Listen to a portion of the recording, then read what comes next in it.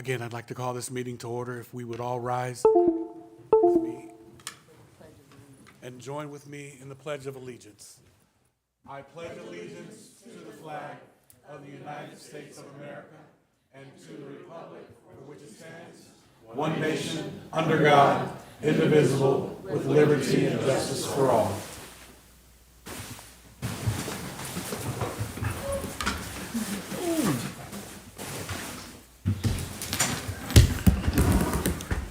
See if I can't get my bearing here. We haven't been here since December 10th, 9th or 10th. Madam Secretary, will you please take roll?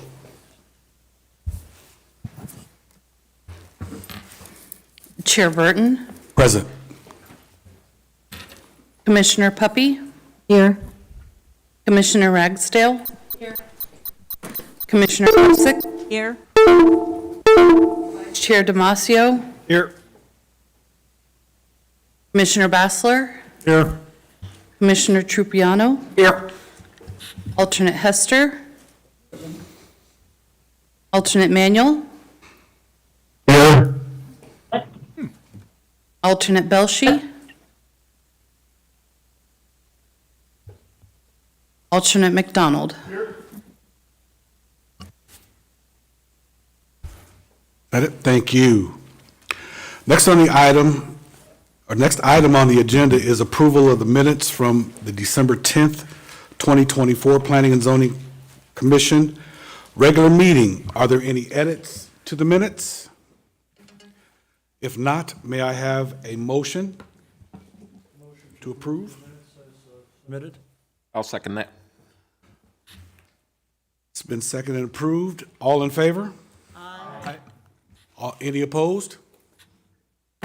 Motion passes.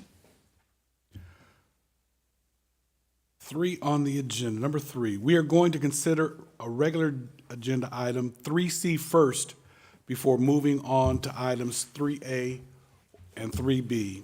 Provisions within a CMP or PAD.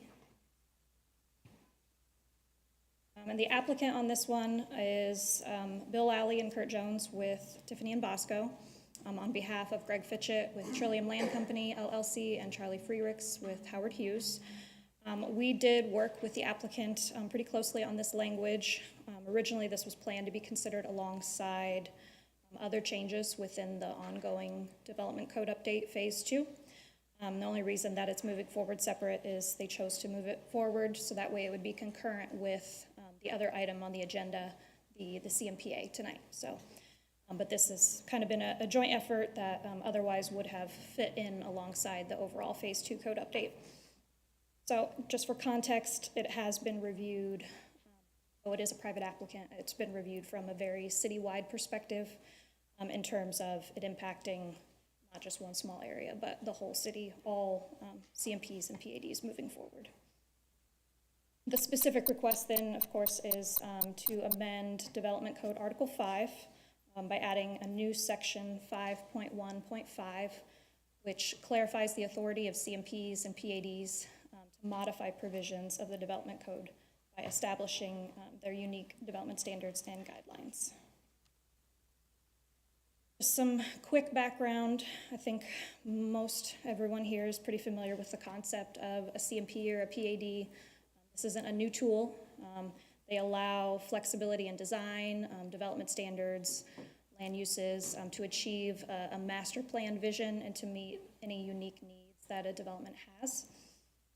And then these CMPs and PADs also have to align with the city's long-range plans, such as the general plan or if there's a specific area plan for the area in question. This isn't a new concept. The proposed section 5.1.5, what it does is it just clarifies what a CMP and PAD may do. And we're calling this modified provisions, which are just project-specific development standards, land use regulations, design guidelines, or other provisions that can modify provisions of the development code. To speak to exactly how these modified provisions can work, On the screen, I've listed the articles of the development code that can be modified through these modified provisions. We have Article 3, which is your land use regulations. Article 4, which is dimensional standards, so like your setbacks and coverage. Article 5, which is most of our design standards. Article 6, which is subdivision standards. There's an asterisk after Article 8, because this is one where we would prefer to limit this to only very large projects. So we're proposing the 2,500 gross acres or more in size, those very large CMPs that really, they're going to provide significant customized design standards, which ultimately is essential for that design predictability that would result in a more streamlined design review process, which is why it would be possible to modify those procedures just slightly. So that is something that has kind of a caveat there. But it really does contribute to more cohesiveness in review and project identity to allow that slight modification. Modified provisions are strictly limited to the scope of the development code. So this is not looking at modifying anything outside of Chapter 7 of the City Code, which is our development code. The text amendment does not authorize the CMP or PAD to modify standards or provisions in any other section of the City Code or the engineering design standards or any other regulatory documents. It's limited to this scope. It can't be in conflict with these other codes or regulations. As far as the impact, I think we've kind of gotten the idea that much of this section is not necessarily new in concept. We have, of course, seen CMPs and PADs propose modifications to a lot of these articles in the past, but these things were not spelled out directly in our development code. So we do see this language as an improvement in the fact that it is making this scope much more clear. There's no gray anymore. It's very outlined. And so it should be very helpful in future reviews of CMPs and PADs and any amendments to those CMPs and PADs. But otherwise, it should have kind of minimal impact, procedurally speaking. As far as public participation, a legal notice is required for development code amendments, and that was completed for this hearing tonight.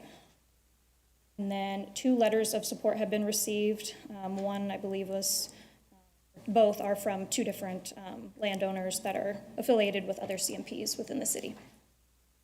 That was provided as an exhibit supporting this. No other additional letters have been received beyond that. There have been some phone and email inquiries, but nothing either in support or opposition beyond the 2 that are recognized here. Because there's no further outstanding issues with the application, staff does recommend approval of the language. So tonight specifically, we recommend that you conduct a public hearing and then recommend approval of this text amendment to the mayor and city council. Thank you. Mr. Talley, would like to speak? Yes. Lally, I'm sorry, not Talley, Lally. I apologize. Mr. Chairman, Commissioners, Bill Lally, Tiffany Bosco tonight representing the applicant on this. And really nothing more to add. Mandy and Ken have done a really good job working with our team, working on the precise language that's needed to kind of clarify the code. And we just want to thank them for bringing this forward a little quicker than I think some of the other code sections were happening. And so they've been great to work with and really have no comments other than to say that we support it wholeheartedly. Happy to answer any questions. Cool, thank you. Going to run it by this illustrious panel. I'm going to start down here on this end this time. Ms. Puppy? No questions. Thank you, Mr. Chairman. Thank you. No questions, thank you. No questions, thank you. No questions, sir? Mr. Bassler? No questions. Sebastian? Sorry to be the bummer. I knew you, hey, I knew you. Someone needs to ask us. This sounds awfully similar to another development in the city that kind of got carte blanche. to do whatever they want it. Development, I'm not going to mention which part, but I've known that in the past, this board has had questions about some design standards in that area. And is this basically given the developer? I understand the sizes and the need to have a little bit more flexibility, but the idea of giving them full reign, it just worries me for future. So I just don't know if this is like giving carte blanche. Good question. Thank you, Chair, Commissioner Trupiano. This is simply a text amendment that reaffirms the ability of CMPs and PADs to request modifications to our code. There's no implied requirement that Planning and Zoning Commission and Council approve those types of requests. So yes, while some of the PADs and or more appropriately CMPs of the past that shall not be named, you could propose those, which you could yesterday and you could tomorrow, in my opinion, regardless of what this does or says. It doesn't give any sort of requirement to approve that. Like I said, I'm just worried about not meeting our standards in the future, or it just doesn't go with the aesthetic of the neighborhood. So. Yeah, I just want to clarify that this code amendment is not property specific. It applies to any CMPs in the city. Just basically outlines, the process or what can be, what types of things can be proposed by an applicant. So even though this is the developer of a particular CMP is making this request just to clarify those items, it would apply to any CMPs that are brought forward in the future. Is there at least administrative approval of changes to the CMP, or am I misunderstanding this? I'm not sure if I'm understanding the question. Can you rephrase it? If we approve CMP and they want to change it later on, it doesn't come through the board again at that point? Chair, Commissioner Trupiano, we're not proposing any modification to the criteria that define what a major amendment to a CMP is, which are the ones that do have to come back through the process, and what a minor administrative amendment is. Our code already kind of defines those, so there's no change proposed. Okay, so majors still come through the commission? Yes. Okay, I understand now. Thank you. If no other comments from the commission, I will open up a public hearing. Madam Secretary, do we have any requests to speak? We do not.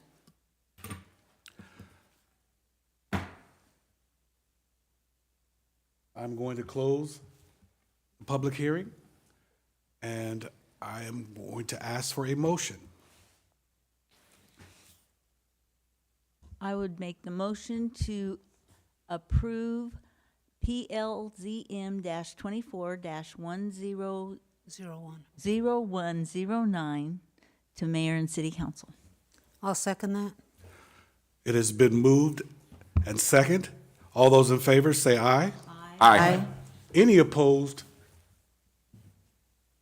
Any opposed? Motion carried. All right, moving on to 3A. Florio at Teravalis, formerly Trillium, Major Community Master Plan Amendment.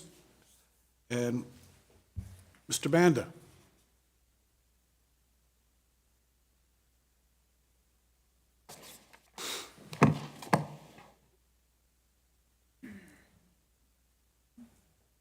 All right, well, good evening. Thank you for your service on the Planning Commission. This is a major project that we're presenting this evening, and I'm going to try to keep almost 500 pages of document down to about 10 to 12 slides for you.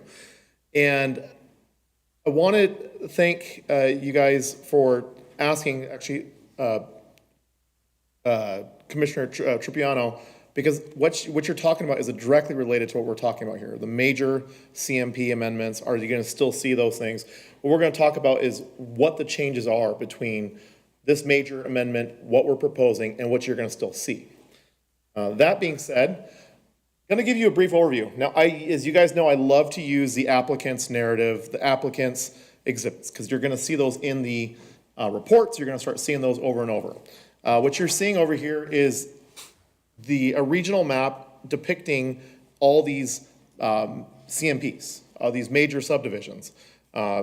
Predominantly, the big yellow one here is right there, Teravalis. And we're calling this project here this evening Florio at Teravalis. So I'm going to show you how they're kind of correlated. But this project is approximately 15 miles north of the Interstate 10 along Sun Valley Parkway. And more importantly, it's on Teravalis Parkway and Sun Valley Parkway. So the project's approximately 3,029 acres along this area. It's on Sun Valley Parkway, so it's adjacent to Festival Ranch, Sun Valley, and what you guys saw not too long ago, North Star Ranch. And this is how it's related. So the big yellow square earlier, I told you, is Teravalis. Most of you guys know it who've been around here a while. It's been formerly known as Douglas Ranch. It's been remarketed and renamed as Teravalis. And Teravalis, Florio at Teravalis, is known as Trillium. So when you saw a last major amendment associated with this, it was Trillium. So it's been renamed Florio at Teravalis. So the yellow area right here is the area we're discussing tonight. So that is what's being amended, is this section right here. Going through the zoning map just briefly, this area is community master plan or the zoning map and general plan listed as master plan community. So that area is surrounded by planned community and master plan communities. So that's predominantly what's in that whole area. Kind of giving you a little bit of history. The existing CMP, what's there? So in Trillium, the CMP was approved originally back in August of 2004. It was approved for 8,816 dwelling units, and it has been amended several different times. Initial approval was 2009, 16, 21, and 22. Each of those amendments provided something different. One of them was a school site. Some changed some of the development plans. What we have currently, after the changes, is the current CMPA. What was last changed has a maximum dwelling units of 6,596 dwelling units at a density of 2.2 dwelling units per acre. Not going to focus too much on this map because what you're seeing here, showing it's called the village plan and all these different land use map, that's one of the big changes that's being requested today. What's being proposed is an increase of 8,500 dwelling units. Proposed 8,500 dwelling units, so it's not an increase of 8,500 dwelling units on the 3,029 acres at a density of 2.8 dwelling units per acre.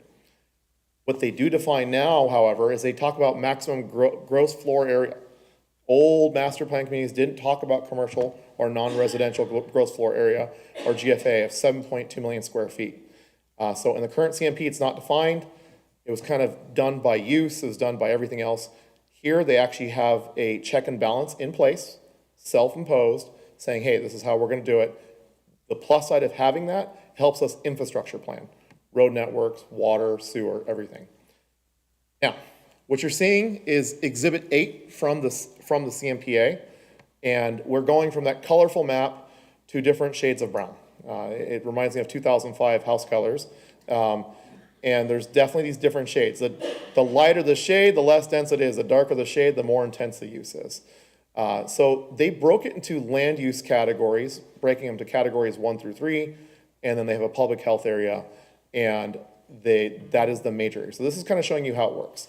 So the 3,029 acres went from a land use map to showing you the boundary with intensity categories. They also went from villages, what they're going to call development unit plan. So what is the purpose of their ask? The purpose of the ask is to establish this vision, right? They want to have this vision that's unique, that is creating something in the desert. I use this right from their website. This is actually from Howard Hughes' website. I'm not going to play a video for you because I'm not marketing for them, but I wanted to show you. They showed this desert overlay in that area. And they're kind of showing how this vision lays out on top of it. And that's what this CMPA does. What the prior CMPAs did not do, or community master plan amendments, is they were trying to really fit that vision within the current land use districts that they had. They were trying to fit within our land use districts, saying, hey, this is SF6, this is SF18. It didn't fit the vision. Howard Hughes had a vision that went beyond that, and it was a much better vision. And so in order to accomplish that, they said, hey, we spent all this time, all this money, we're gonna have to create something new. They took that baseline of those 4 CMPAs and they rewrote the vision to create that flexibility. Some of those key elements of that amendment specifically is the hierarchy of planning, which I'll talk about in a little bit. The development unit concept, which is the land use budget. You've heard of those before. In fact, Commissioner Tripiano was just talking about, hey, other places that shall not be mentioned. Well, I mentioned it in my staff report, saying, hey, this is kind of like what has been done in the past as a reference, saying, hey, this has been done at Sun City Festival, this has been done at Verado, is operating on these budgets, operating on these plans, these shifts in densities. It's not a new concept. What it is it is the same concept, but with today's standards implemented, with today's checks and balances that we've used to make sure that the vision is adopted appropriately and accurately with a higher level of standard. So, that being said, the other couple changes that we had is design standards and guidelines. Me being a design guy, one of my favorite things was working with ABLA and talking about design standards. Well, do go on. They kept on giving me more. That document kept on growing because they gave me the stuff I was asking for. And that was assurances on architectural design, assurances on the quality of the development we were expecting from a vertical construction. I was just approached on the bench prior to this meeting saying, hey, what's going on with X project? And there was nothing I could do to protect myself from that. This document changes that. So it is that improvement. It's CMP 2.0, in my opinion. And that's what's exciting about it. When I looked at this project, I didn't look at it from the standpoint of, oh, here's what Trillium was, and this is what we're doing, what's the changes. If I did that, that'd be an entire, that'd be another meeting. We'd have like 3 or 4 hours looking at page 1, chapter 1, because they wrote an entire code specific for this vision. They took those standards and they improved them. That's what they did. Some of those standards that they had to change, however, are those review procedures, how they process things to make it more efficient, to make it make sense. And we're going to talk about that as well. So just briefly, some of the major changes on the submittal procedures as you talk about what does the Planning Commission see? Well, the big thing that changes is that instead of having an architectural review committee that is done by staff, or in other places done by an external board, this board does a review committee and coordinates with staff, and that's for architectural review. The review of pre-plats and site plans are done in checks and balances with the document. So with the CMP, with the development unit plans, it has a checks and balance and is done administratively to move forward, to give them that flexibility. There are so many assurances and checks and balances put in place that we feel comfortable with moving forward with those concepts. However, procedurally, a major amendment to the vision, to this document you're seeing, still needs to go back to Planning Commission, still needs to go back to City Council for those approvals. This is probably my favorite flow chart. I'm going to use this over and over when we go to public meetings, when I go talk to the public. It is the most simple flow chart, but it speaks volumes to how this works. I created something similar to this when I explained how CMPs work elsewhere. This explains it really well and sums up what's going on. So the Florio at Terravella CMP, the big red box here, that is the main level of planning. That is the big visioning document. In many cases, we call that the general plan, right? The development unit plans are the nuts and bolts plans, or the specific plans where you start breaking down to smaller areas on how it's specifically going to look, using the CMP as the guiding document. Development unit plan, specific, and then from there, within those visioning documents, you have specific site plans and specific subdivision plats, all following in hierarchy of each other, but they're all checks and balances within each other. CMP guides it, development unit plan refines it, the site plan's that further revision, site plan and subdivision plat is that final revision in refinement to what we are going to see that going vertical. Now, a lot of exhibits here, not expecting you to read it. These are just snippets from the CMP amendment. What I would like you to see here is the structural planning. This is not the official zoning map. This is showing you the development unit plans, formerly called villages, the acreages associated with them, and how they work. So on the left, I don't expect you to read any of this, because if you can read it, your eyes are phenomenal. They break things down into they call it TV, or Teravalis. Teravalis low density, medium density, and high density. Within each of those categories, they do subcategories of TV7, which is a 7,000 acre, talks about the density amount allowance on it, and they break it down. They do the same thing for their mixed uses, for commercial, and then they have an industrial area and open space. So it's all defined and broken down. So they basically took we had all of our land use categories and zoning categories. They created specific ones with further refining it. So it actually talks about it in the budget, saying, hey, in the budget, in these development unit plans, we can have any of these here, depending if it's residential. Hey, we can have industrial here. Where does it make sense? Staff looked at this very carefully. How does it look? How does it breathe? Do they implement buffers? Do they have standards that implement buffers? How's the traffic going to work? How's water and sewer going to work? All those master plan documents that we look at, I will tell you, the amount of time spent reviewing this was like reviewing a new city in many respects. And it was a lot of work. And we have 2 planners, 2 civil folks, 2 traffic engineers, all dedicated full-time to reviewing these. So this was something that took a long time to review, and was reviewed not only in that, but in concert with other staff. So we had Ken, we had Adam, we had Ron Mall, we had Brian Craig, all involved in the review of this. That's just a review, because we want to make sure everything's buttoned up, that it all makes sense before we move forward with a recommendation for approval. This is going back to that former land use map and land use category map, the 05 Brown houses, densities, intensities, right? There is included a table, table 3.7.2. It's the permitted land use categories. It talks about category 1, category 2, category 3, whether it's permissible, not allowed at all, and then it talks about specifically the densities allowed within there. So it tells you, hey, this is what's allowed, this is how it works, and this kind of is an exhibit that changes. So this budget here, down here is the budget. What they have proposed is being able to create allowances for minor or changes and flexibility within the units, depending on what the vision is for the next step, right? So they have a park in one area. Are they going to develop that next level housing that doesn't exist today, that we're not aware of? That's a carless community. We don't know. That exists in Tempe. Instead of having to go through an amendment each time to allow that vision to be adopted, they have created that flexibility in order to move the densities around in order to adopt those standards. But like I said, checks and balances, traffic impact assessments, and we do all these different things to take a look at this. In finality, I just want to make sure I don't miss a couple things. As far as public notices, we actually had 2 different people reach out. I heard nothing. I actually got a call last week saying, have you heard anything for or against for Teravalis? Well, the answer is yes, but not in an official capacity. All the notices we had was through a citizen participation report. Really well done.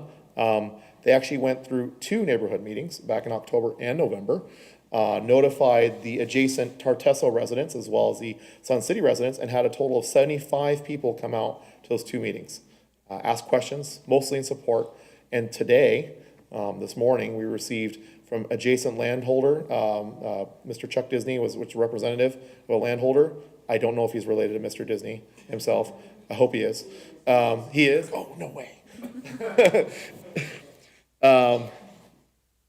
So Chuck Disney sent an email in support of this document, saying this is a great asset for our community. I didn't include it because I didn't want to give you guys papers for an email. And the second one was from the Southwest Valley Chamber of Commerce, also sent a letter in support of Teravalis, Florio Teravalis today as well. So I've heard no negative comment. I've heard that they've done a lot of outreach and making sure that everybody's aware of what they're doing and how it's moving forward. Finally, there is an error, and the word makes a big difference. Number one, that there's two errors. On the public notice, they didn't send the notice out in 2023. That's what it says they did for the neighborhood meeting. Not correct. It's in the citizen participation plan. They didn't anticipate it that early in advance, they anticipated it in 2024. The second thing I want to notice is in the recommendation before we get to it.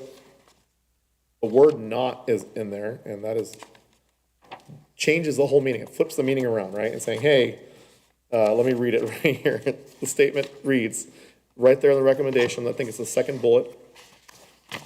I changed it already, so it's not in my staff report now. It says, with regard to development and design standards, the CMP amendment either conforms to requirements of the Buckeye Development Code or proposes alternative requirements that will not result in development of equal or better quality. That's not what I meant to say. That will result in a development of equal or better quality. So with that, I have a recommendation up here. I don't necessarily want to read it right now, but I know that the applicant, Bill Lally, and they brought an entire crew, but they have a wonderful presentation for you too, if you would like to hear more, Chair. Mr. Lally? Chairman, again, for the record, Bill Lally with Tiffany Bosco here tonight representing the applicant. And while Sean is getting our presentation together, just want to take an opportunity to thank him and his team. We came to the city early last summer with a pretty robust idea of how to change, what was then about a 30-page document of the old Trillium CMP. And we talked about all of the things that we wanted to do with this CMP that was sort of the DNA of Howard Hughes. And so it seemed to be very daunting at the time, but staff pulled together a team that has worked with us, I would say, almost weekly. From Brian down to Sean, Ken, Adam, Mandy, everybody, legal, everyone has worked with us to get where we are today. And when we talk about some details, and are we going to be held to details, we took a 30-page document with basically conceptual images to a 466-page document that has details of exactly what we have to do. And so it was an incredible process to get there. Staff pushed us very hard on a lot of areas that they wanted to have included in there, but I think taking it from what Sean said is sort of the old CMP ways of let's throw some conceptual pretty pictures in there to today's 2.0 CMP with some real hard standards in there. It was a great opportunity, and so we're excited to be here tonight with staff's recommendation. A real quick overview. Obviously, I think in the staff report it indicates that the overall Floreo CMP, 3,000 acres. It is related to the larger piece that Howard Hughes bought, the 34,000 acres next door, but that's not here tonight. But you may see that here in the future as well. But it is a separate project. It's right on the Parkway. We have direct access. It has a water certificate for all the water that we need for all of the units and all of the land uses that we're proposing. So that's pretty unique. In today's world where water is, your destiny, whether you're going to develop or not, having a certificate of assured water supply in hand that's valid is the most important thing. And if you've been up the Parkway, you've seen a lot of earth moving. There's lots of development happening up there. And this is kind of how Howard Hughes has done this all over the country.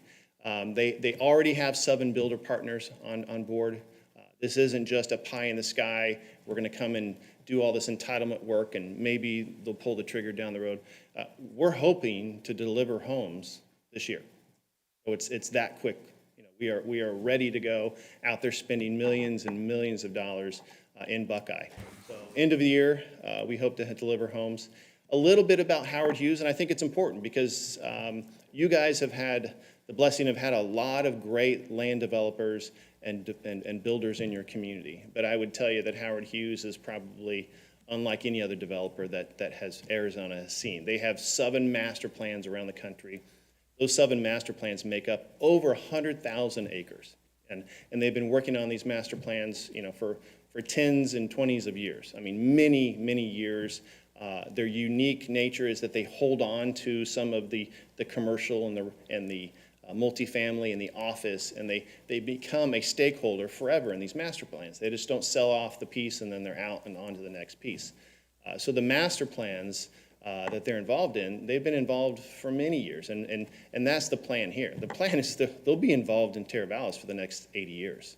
Be a partner with your staff and you for the next 8, not us here in the room, but they will be a partner here. So that's why this document was so important, to get started off on the right foot with a 400-plus page document. This shows you a little bit of the areas. They're always in growth areas. Let me go back, sorry. What am I doing? What am I doing wrong here? Back. The wrong way?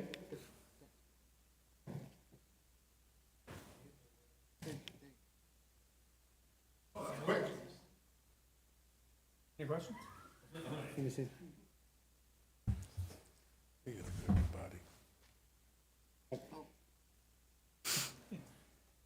you help us out?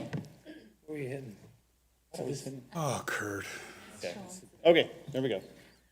That's forward, Okay, but don't hit that again. there we go. Thank you, Kurt. So, projects around the valley, like in Texas, they have 40,000 acres that they've been working on. All of their master plans consistently get national reviews, national awards for some of the best places to live in the country. And so that's what's going to happen here in Buckeye. Buckeye is going to have a project that is going to be world-renowned, receiving national attention, and people everywhere will want to be in this community. As Sean indicated, he showed you sort of the bubbles. We are halfway between Festival and Tartesso, so we're right in that mid place. You know, when we went to those communities, we heard a lot about, hey, I hope the amenities will come. We want a grocery store, we want gas stations. Well, the location of this is going to drive more increased need for those amenities. Our first phase has a lot of opportunity for some of those amenities. Howard Hughes is the type of company that will deliver on some of those amenities. So we're pretty excited in terms of the location. Having water, having transportation, and having partners on the parkway, I think is important. Sean showed a version of this. The sort of orangish version is that first phase that we are processing right now. We have final plats in. We're working on a community center as well. And so we are blowing and going on that first phase. And this is sort of how we're breaking it up. Everything kind of on the east side of the wash will go first, and then we'll jump the wash and start heading west. This is what that orange, so this orange neighborhood one, this is kind of what it looks like right now in concept. We've got 7 builder partners working on the residential, but you can see some of the purple and the blue and the orange. We're planning in first phase all of the uses, the schools, the fire stations, all of the utilities. We're getting some retail in there. The circle is where that large community center is going to be. We're already planning what the entrance is going to look like right out of the gates. Now, some of this is conceptual, some of this is, well down the road, but we're going to have a massive community center right in the middle, right in first phase. It's not going to just be a sea of homes, and maybe 10 years from now we'll get to, some of the amenities. It's going to be right out of the gates. This is sort of a concept of what that first community center looks like. 30 to 40 acres right out of the gates of high quality recreation. It is important to note that the overall PAD has about a minimum 20% open space. Now that is not counting probably what we're going to program in each individual plat as well, so we're going to exceed open space, but we're going to do it in a water conscious manner. One of the things that Howard Hughes has always done is making sure that they're doing right by all of the pillars of development. The right community to provide the right support for everyone, the amenities, but doing it energy conscious and water conscious. And so these are sort of the concepts, but this is really not conceptual. This will be out of the ground very, very near. So we're pretty excited. And these are the kind of things that Sean and Ken and everybody on planning held us to account. Like, we want to see quality. We want to see quality, show us quality, not just pretty pictures, put it in the document. There's tons of photos we could go through. You have 400 pages in your staff report that show a lot of really cool stuff. But I just want to end by saying it's super important to realize that The flexibility that we've asked for, not only in the clarification of the text amendment, the flexibility that we discussed earlier, is because we have negotiated 400 pages of details that this staff and Sean will hold us accountable. So unlike any other CMP, probably unlike most developments in the entire valley. And I think that's what should give you a reassurance that you have a first-class developer here at the table. They've done it all over the country on very large projects, and they're committing to doing it here in a very large document that's going to be holding. It's not a, we might do this, it says we will do it. And so some of that flexibility that's built in there helps us deliver the very best product. Sean touched a little bit about the open houses and the outreach. We've had an outreach consultant full-time from day one on board. We had 2 neighborhood meetings. We didn't just do the normal neighborhood letters because we're kind of out in the middle of nowhere, so that didn't really mean anything. So we put it in the newspaper, we put it in print, we put it in online. We tried to get the neighborhood notices out as much as we could. We've had folks going and meeting with groups as much as possible. All of the small groups, that make up sort of the festival community, we've reached out to all the individual groups, same thing in Tartesso, to make sure that everyone's aware. And so, working with staff over the last year, I can't compliment staff enough, but they have put tireless hours into this, pushed us to do our very best. And all along the way, Howard Hughes said, if it's going to be quality, then we will commit to it. So yes, it's been a pleasure working with staff. And we're excited to be here today with their recommendation for approval. We're excited to be here with some community support. I think you'll hear a little bit more about it. There are some steps that Sean alluded to, a number of steps that additionally hold us accountable, in terms of TIAs and different standards that we have to hit along the way. But we've got a couple other slides, but I'd be happy to answer any questions that you have. Thank you, Mr. Lally. Mr. Tripiano? Like I said, I understand the need for the flexibility here. I'm glad for the new document that you put that much detail into it, because I've read through other CMPs and there's not much detail on them. So my main concern before was just major stuff has to get approved and all that stuff, but you've already gone over that. So I think it's a pretty good development. Thank you.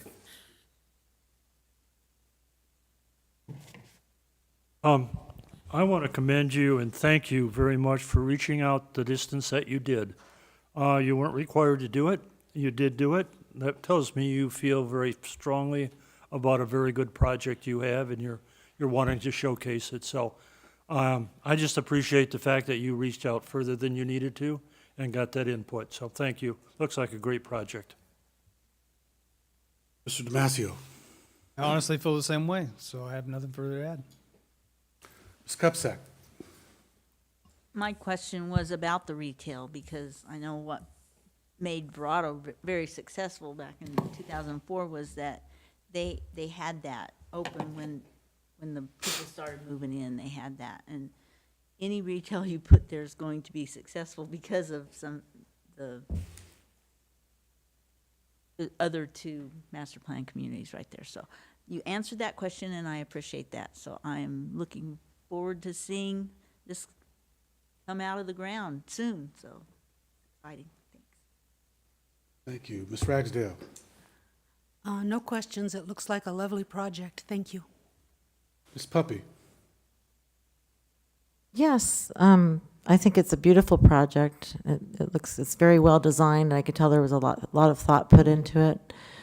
I have a couple questions. How many homes are they projecting on building by the end of 2025? Chairman, Estimate? Yeah, Commissioner, it's a little bit of a guess. It does depend on market, and I'm going to probably look back to we have the whole entire Howard Hughes team here tonight, so I'm going to look back. If we get everything kicked off when we hope, which is, probably in late summer, fall, we're hoping a couple hundred homes before the end of the year.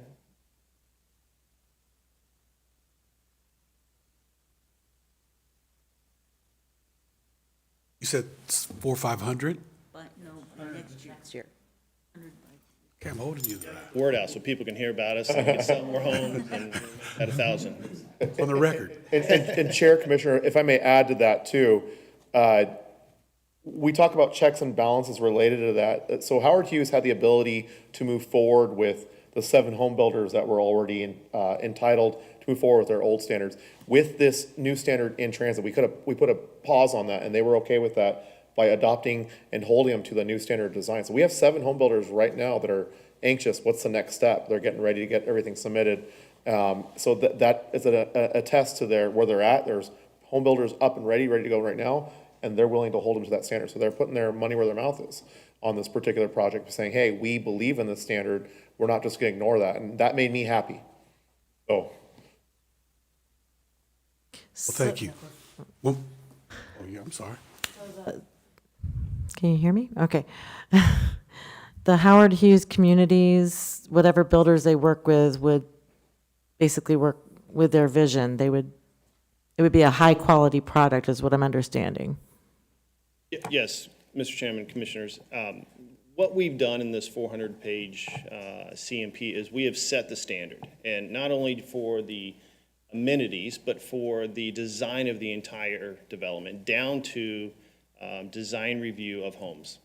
So when a home builder, Lennar, or somebody comes along and wants to build in Floreo, they've got to go through not only the city process, which is one design standard, the CMP, our next design standard that's in the CMP, and then they have a third level they have to go through in our in-house executive design standard. So there's 3 levels of standards that they have to meet in order to build a house in Floreo. So it will be designed to have cohesive theming throughout the entire development. Do you have any builders right now that are signed on, or Yeah, we just have curious? a picture. Hopefully we put everybody on there, but here we go. Here's a list of our builders. Pretty familiar in the West Valley, pretty familiar in the area. Lennar is obviously the largest home builder in the nation. You know, these are all builders that have announced in the Business Journal that they've closed on lots, and it isn't builders who are interested. They have actually closed on property, so they are our partners right now as landholders, and so they will be amenable and adhering to all of these new development standards. Okay, thank you. No more questions. I appreciate it. Thank you. I did my due diligence as well. I have a niece who lives in Houston, and I spoke to her this morning, and I come to find out she has a property in Woodlands.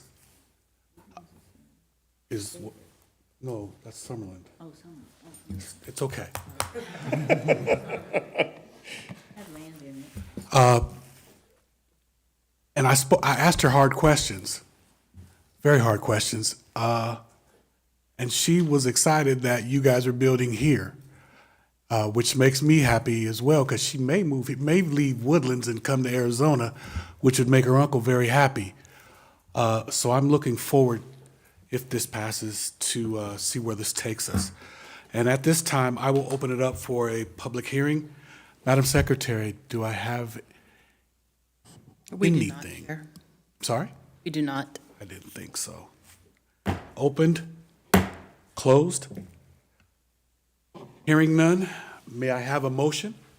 Mr. Chairman, I would like to move to approve PLZZ-24-0008, Florio at Terravallis, formerly known as Trillium, a major community master plan amendment, and approve that to ask for approval from the city council and the mayor. Thank you. Can I have a second? Is it- Oh, sorry, missed the conditions. Subject to conditions A through BB. Thank you. May I have a second? Second. Thank you, Mr. Bachelor. It's been moved and seconded. All those in favor, say aye. Aye. Any opposed? Motion carries. Thank you. Thank you. Mandy, back up.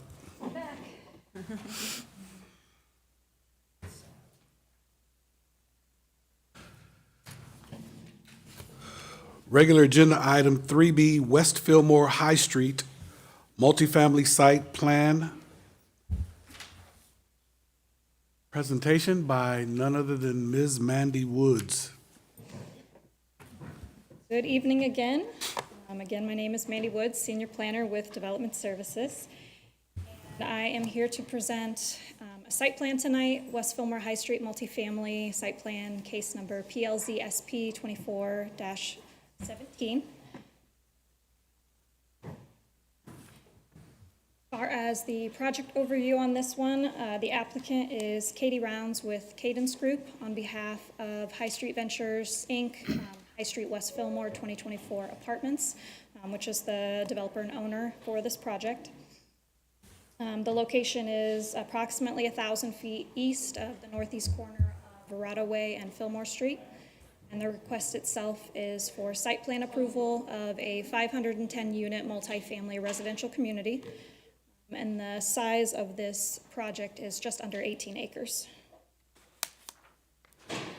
For some context on where this is located, this should look a little familiar because this through a previous case in the fall. But this is located kind of at the end of Fillmore Street there, just south of Summit Community Church. And as I said, 1,000 feet east of the northeast corner of Verrado Way and Fillmore Street. Mostly vacant land around it, although there is some future development that has been either planned or approved in terms of rezoning. So there's the mix that's moving forward to the west of the project site, and then there's another, both mixed-use communities. There's a Greenlight Verrado project that is in the works to the south. The project is located within an activity center, specifically what we're calling the Landing, which has an ongoing specific area plan that is being developed for it. This overall kind of development is very much consistent with the anticipated vision for this activity center area.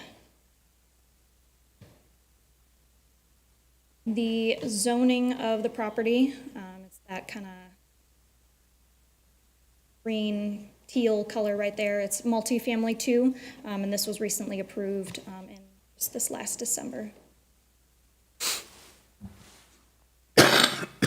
Site plan overview, as I previously stated, this is a 510-unit garden-style multifamily community. There's a good unit mix amongst studios, 1-bedrooms, and 2-bedroom units. Proposed density is about 28.5 dwelling units per acre.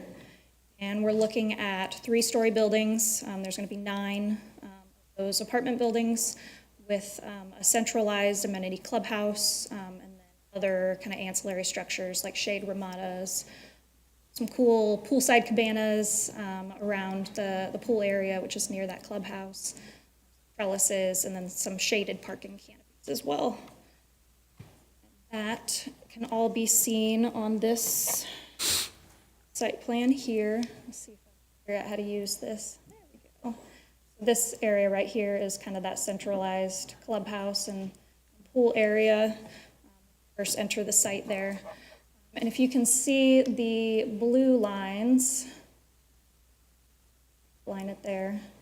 These are proposed phasing lines. The project is anticipated to develop in either 2 or 3 phases, kind of depending on floodplain approval. They're going to be working on a conditional letter of map revision. It would be generally moving from west to east. I'm sure the applicant would be better to speak on this, but I would be very much remiss if I didn't kind of brag about the sustainability focus that this project is prioritizing. So these are just some of the things that their team is committed toward or working toward as far as a goal. So the project includes rooftop solar panels. There's water-saving fixtures that's going to be installed. There's all native and drought-tolerant plant species that will be on site. Very energy-efficient building design and LED site lighting. Parking spaces, we have some kind of minimal code requirements as far as accommodating alternative vehicles that are either like hybrid or electric or carpool. They've gone well above those requirements by providing EV charging stations at 45 of the parking spaces on site. And then even more, over 400 spaces are going to be that infrastructure ready. So very committed to technology of the future and those different vehicle types. The landscaping is, there's approximately 24% of the site is open space. Of that, not of that, but 15% of the site is actually usable open space, and those are both in compliance with our code requirements. They have strategically planted trees around the site to shade buildings for that energy efficiency, and then also any users of the site. And then just really thoughtful planting placement in terms of thorny or non-thorny plants, depending on wildlife focus or if there's more pedestrian traffic. The landscape plan is here on the screen. Probably doesn't read as well in black and white from this distance, but it's a very, very vegetated site that's proposed as shown. For the amenities, this is just a blow-up of the landscape plan, kind of highlighting that clubhouse pool area. This is not all the amenities, it's just a snapshot of some of the great amenities that this project is going to be providing to its future residents. So that centrally located clubhouse, outdoor pool area with a spa, they have some built-in seating and cabanas, an outdoor kitchen, and a ramada kind of all in that area. They're going to have a pocket park and a dog park, kind of opposite ends of the project site. Have plenty of community open space that's provided between the buildings that also double as rain gardens. And then community gardens are planned that utilize rainwater harvesting systems. So again, that sustainability focus as well. The proposed site access for this project, so the primary entry is going to be off of Fillmore Street, and then the secondary emergency access only will be via easement, which is going to be across the Summit Community Church parcel to the north. I'll show that on my next slide. That second bullet point there, this is all due to timing because this developer is so committed to moving forward. They're almost certainly going to be, or they would like to be the first project in along this stretch of Fillmore Street. And so knowing that, there's going to be some extra infrastructure improvements that need to be done as far as Fillmore Street and that intersection. But they've been working very closely with city staff on any potential reimbursement agreements that might be needed because they're not going to be the only property that benefits from those improvements in the future. And then I kind of already highlighted the parking on another slide, but that very much exceeds development code requirements as well. And then I will show green arrow right there, that's that primary entry. I did want to mention that there is enough stacking space for, I guess I don't really need this because I have the arrow. There's enough stacking space for at least 3 queued cars, so they've considered that in their design so that way it doesn't back up too much onto Fillmore Street. And then that red arrow at the top of the screen there is the emergency access only easement from the parcel to the north. They've considered pedestrian circulation throughout the site as well in their design. All the buildings and any usable spaces are thoroughly connected by pedestrian pathways. And then there's also a connection to the regional Maricopa Trail that's to the east of the project site. That's what that green box is. That's highlighting the path that will be leading down to that trail. For the elevations, I'll not spend too much time on any one of these slides, even though, and it's staff's opinion that they've really put together a very attractive project. They're utilizing a Southwest contemporary architectural style here. Buildings show really great movement. They exceed the code requirements in terms of kind of that horizontal and vertical articulation requirements. They show good material variety. They're utilizing stucco, stacked bond, brick veneer, some metal accents. All of that is compliant or it actually exceeds our code requirements for design standards. You can see kind of just from this slide initially, it is a mostly neutral color palette, but they kind of have that nice, warm, rich pop of color that is being strategically used either at building entrances or just as accents, some of these buildings. So for building types 1, you can kind of see the pop of color highlighting more of the entryway areas. 2, 3, the accents don't read as well from this distance, but they're on the end caps of the buildings. All very harmonized with each other, and definitely a style type that we are supportive of in this area of the city. For utilities and infrastructure, there's, of course, water, sewer, and drainage reports that are conceptual reports that were submitted tandem with the site plan process, and the developer is going to be responsible for any improvements that are required as per all of those reports. Thought about trash pickup. The dumpster locations are thoughtfully arranged and evenly distributed across the site in a neat loop pattern for pickup. And then just because I like floodplain stuff, because I'm a CFM, I thought I'd throw a last bullet on there that they did thoughtfully design the project in response to the floodplain and floodway constraints on the project. So an eastern portion of the property is in floodway and floodplain, and so they've phased the project accordingly and utilized a lot of that as kind of that more natural open space, what couldn't be brought in with a clomer. So, but of course, all of that's going to be subject to requirements of floodplain permitting or FEMA approvals. For emergency services, of course, those will be provided by the city. And then the developer has already been in communication with the local school districts regarding any donation agreements that may be required. Mouth is getting dry. With that, the recommendation is to approve PLZ SP 24-17. And I wanted to note, this is subject to conditions A through Q.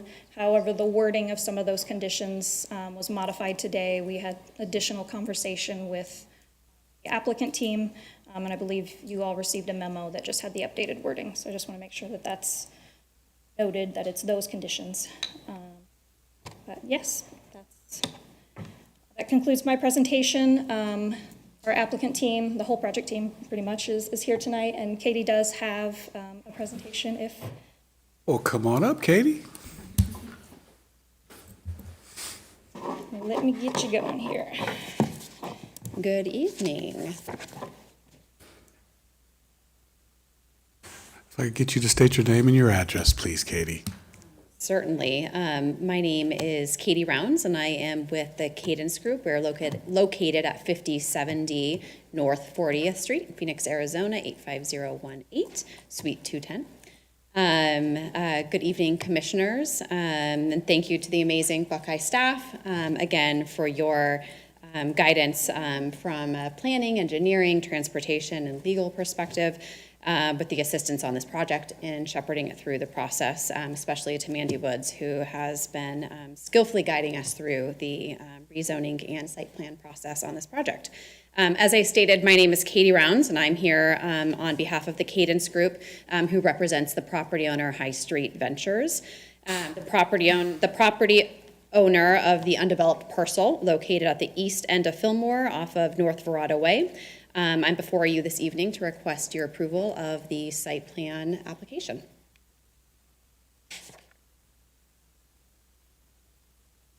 Just a quick introduction of the team that I have here today. I can pull them up to the podium if there are any technical questions. We have the property owner, High Street Ventures, who has flown down from British Columbia, where their offices are located. We have our architect, Todd & Associates, civil engineer, Hilgart Wilson, which is now Colliers Engineering, our landscape architect, also Todd & Associates, and our traffic engineer, the Lokahi Group. Before we jump into the project details, I'd like to take a moment to introduce the property owner and the developer of this project. High Street Ventures is a British Columbia-based real estate development company that develops and builds environmentally advanced apartment homes across British Columbia and now in Arizona. High Street is passionate about developing smarter real estate that makes a real impact by focusing on quality finishes and environmental sustainability that enables their residents to feel good about their homes. With approximately 5,200 apartment homes and condominiums developed and owned across British Columbia, High Street is a committed multifamily developer and long-term holder of all of their developed communities. The High Street, quality finishes mean more than quartz countertops and high-end cabinetry. Quality means everything from the inside out that is engineered to bring comfort, pride, and no carbon emissions. High Street's design and construction teams focus heavily on the design of the building envelope, including the mechanical, plumbing, and electrical systems, and site features such as solar and electric vehicle charging, and goes above and beyond any building code in regards to this. By minimizing energy consumption throughout the site, with this focus, all High Street communities have the potential to fully offset energy consumption in the future as solar electricity and technology continue to improve. Our future West Fillmore site, developed in the Buckeye community, is set to be one of the first of its kind, with a goal to be fully net zero with the amenity spaces and residential units. In a High Street community, you breathe easier, both figuratively and literally. As Mandy had mentioned, the site is located just to the south of the existing Summit Church. The property owner actually purchased this parcel from Summit Church. I believe maybe a board member is here this evening. They happily hosted our community meeting, neighborhood meeting there as well, and are in full support of this project. As mentioned as well, to the west is the future proposed mixed development, and then to the east is the Tut Hill Wash. Our proposed community is going to include 510 apartment homes with 40% either studio or one bedroom, 60% being two bedroom, ranging from 2 to 3 stories depending on the orientation within the site. Additionally, we're going to be including the net zero amenity spaces with a target of making all of the residential units net zero as well. Electric vehicle charging stations, approximately 10% of all of the units. Solar carport canopies and rooftop. An indoor bike cafe, resort-style pool with small and large group gathering areas, a community clubhouse and fitness center, rain harvesting, raised garden beds, event lawn with outdoor lawn games, shade structures with barbecues, a dog walking path that's going to go around the perimeter of the property and then connecting into the Tut Hill Wash, and that pedestrian connectivity. And with that, I am happy to take any of your questions. Thank you. Thank you. Ms. Puppy. Yes, thank you, Mr. Chairman. I'm sorry, I didn't catch your last name. 80 rounds. Okay. Making the rounds, yeah. When you said it, I know I had seen that somewhere. Miss Rounds, I think I really like a lot of features of that project, and thank you, Mandy, for presenting. And it seems like you've really collaborated well in having a real good, solid design. My only thing is I'm very much into aesthetics and color. And I'm not crazy about the colors in this design, I'm trying to think of the name, schematic. That's about my only thing, but everything else looks great. Thank you. Hello, I agree. It all looks beautiful, it all looks wonderful, but I'm not crazy about the colors either. But I do have a question. There's 520 units, or 510. 510 units, and one entrance and exit, and that's adequate? It is, yeah. There was, just because of the orientation of this project, there physically can only be one entry into the property. So full traffic studies and queuing studies for the entry into the project have been completed by a professional traffic consultant, peer-reviewed by the city and approved. So yes, it has been evaluated. We've provided, as was noted in Mandy's presentation, a secondary emergency vehicle access at the northern part of the property, which is accessed via an easement through the Summit Church property. Okay, Would love to have two if we had more property frontage. We just don't. Thank you. I'm just really impressed with this whole project, and I'm not crazy about the colors either, but I'm not a real gray person, so I don't expect every project to be purple, so, but. Good choice. It's a beautiful project, and just the whole concept and the company behind it is very impressive, and just the zero, the solar, all of that, so, thank you. Thank you. I normally skip, but is that gate, is that entrance, is that a gated, is that a gate? Yeah, And that's why I heard you say something about it's going to be Q3.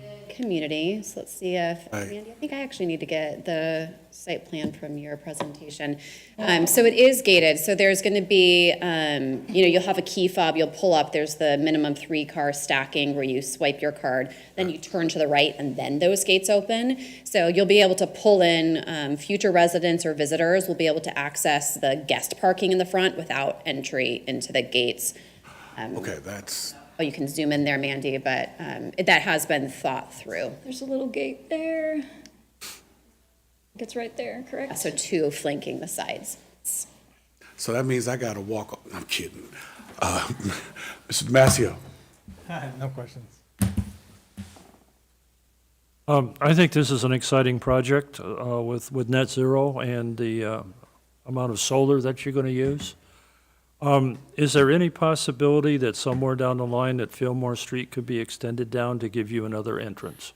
I wish it could, but unfortunately with the Tut Hill wash there, it's going to forever end at that location, I guess, unless a bridge or something were to be built. But at this point, I don't believe the city has any plans to have that extended further. So it will continue to dead end there. Okay, thank you. I think it's an exciting project. We'll see how it goes. Mr. Tripiano? Yes, question on the 45 EV charging stations to start off with. Are they going to be spread out through the community?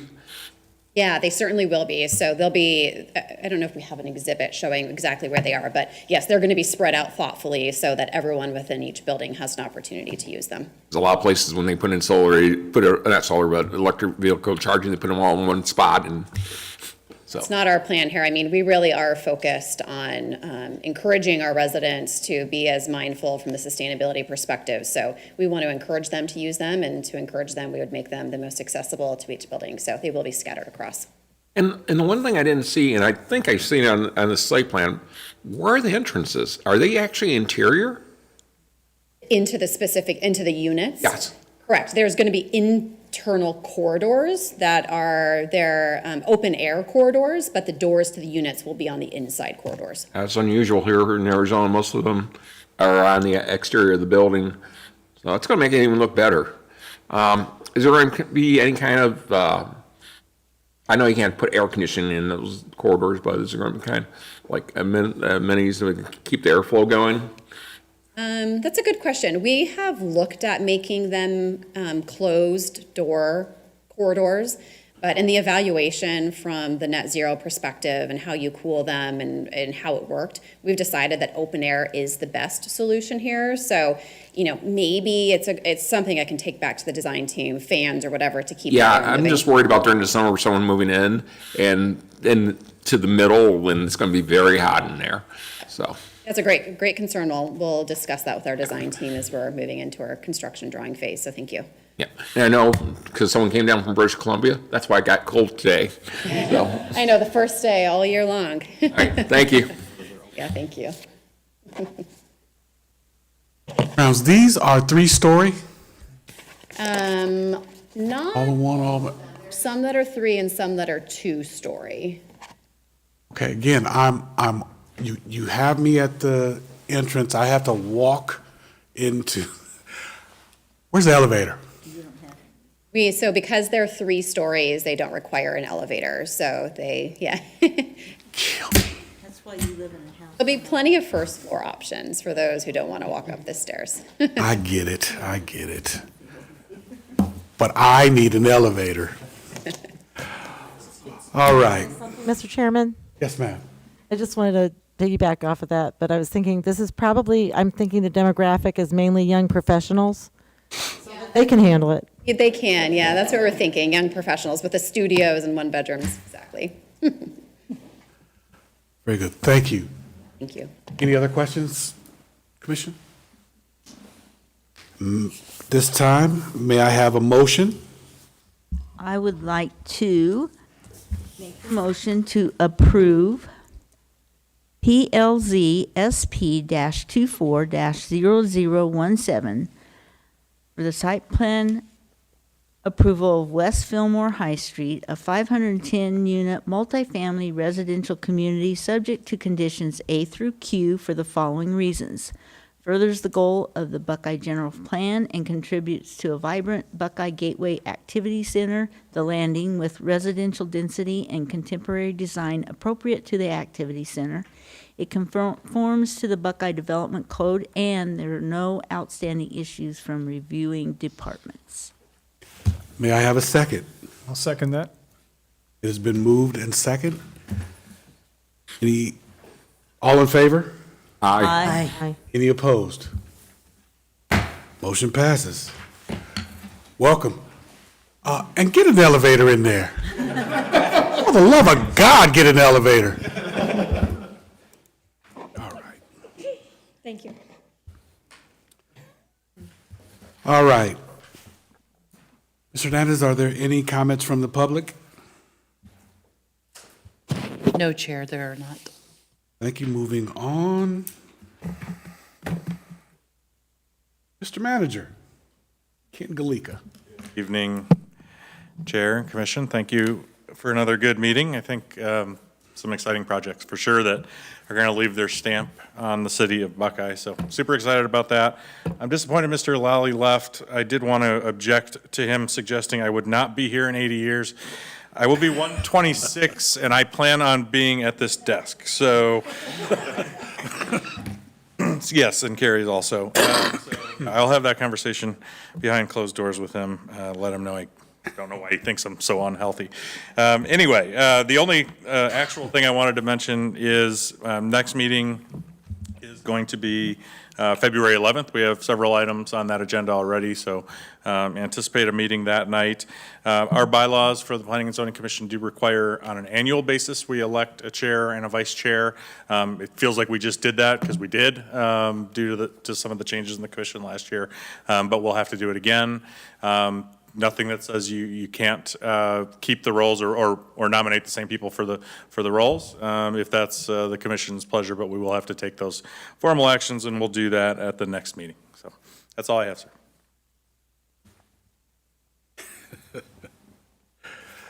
Well, I've ran out of bullets, so let's adjourn this meeting and go home. Oh, excuse me. I do have anything from the commission as far as? No, I just wanted to, feeling like it's not working, okay. I just wanted to mention, it's over, but we had Buckeye Days this last weekend, and I went to the parade. I wasn't able to make the rodeo, but the parade was really fun. Really enjoyed that, so. And the Wild West show, too. Nothing, thank you. It was a wild weekend in Buckeye. The rodeo was sold out on Saturday. That was just pretty amazing. Anyway, the chamber is having its quarterly breakfast coming up on March 26th, and it's an economic development update. So a lot of this stuff will be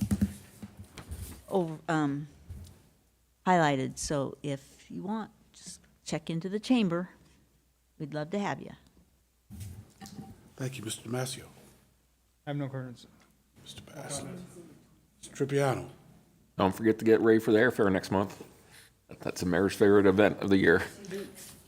Yeah. I would like to thank those of you who attended the MLK program at Westmec this last Friday.